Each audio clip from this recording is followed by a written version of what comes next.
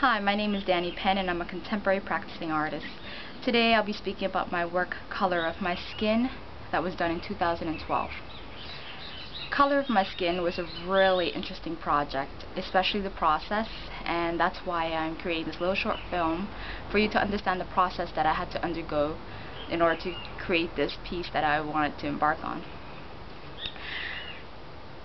Color of My Skin was a participatory project where I worked with over 60 children ages 2 to 4 years old. And this project came out of what was happening at the time in Bermuda. The race relations discussion was happening, and it was a very heated topic, and the Bermuda elections was also happening.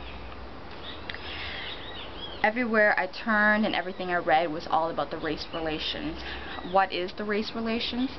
To keep it in its simple form without belittling any ideologies, the race relation is about the divide and oppression between blacks and whites. Now, the race relation isn't a unique matter just to Bermuda. It's an extension of the systematic veins of the slave trade that has happened throughout history. And for Bermuda, this matter didn't just happen overnight. It's actually rooted in its history and has been maneuvering over time through generations, one after another. My interest with this project came about when I questioned, how does the legacy of racism preserve itself?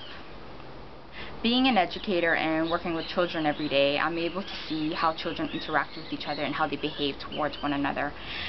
And I really wanted to observe, do children see race? Do they treat each other differently because of how they look? Do they behave differently towards each other if they look different from one another? Now, let's pause and talk about societal values here for a moment. When we think of education for our children, we often hear the saying that the primary years for children are their golden years. That's the year that those are the years we lay down the foundation for their learning. And at that age, they're the innocent. They soak up all the knowledge and information that's being passed down to them. They soak up everything that they're being taught.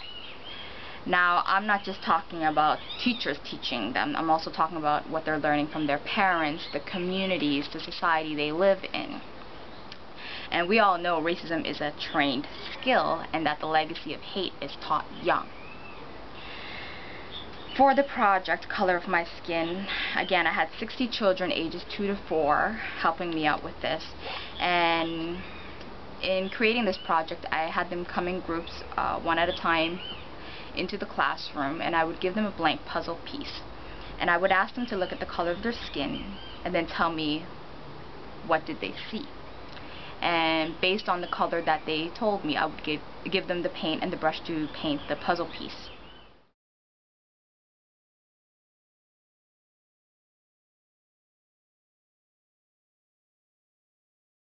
The result was a huge mural of puzzle pieces put together in all the different colors the kids chose. I was very pleased with the accomplished piece, but I was much more interested in the process and the answers the children gave me. Most children said, the typical brown, peach, pink, and even yellow. Some of the kids had a fun time with it, and they were telling me green, purple, and blue. I had one young boy who told me green because he loved painting with the color of green. So every time he looked at his hands, they were always green. So he said the color of his skin is green. I had another young girl who said she loved violets and that she wanted her skin to be like the petals of violets. And so she said that she wanted her skin to be like purple. And then you had the ones that really stood out for me, and these were the children that didn't even look at their arms or the color of the skin, and they were able to directly look at me with no hesitation and say black or white. And then you had another group of kids who said gray, and I had one young girl who said she chose gray because her mother taught her that she was mixed with all these different cultures, and she felt that gray best represented her being mixed.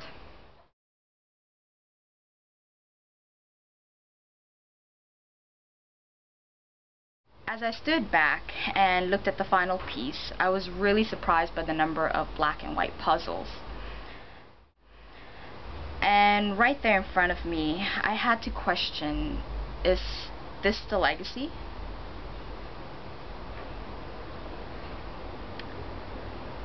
What do you think?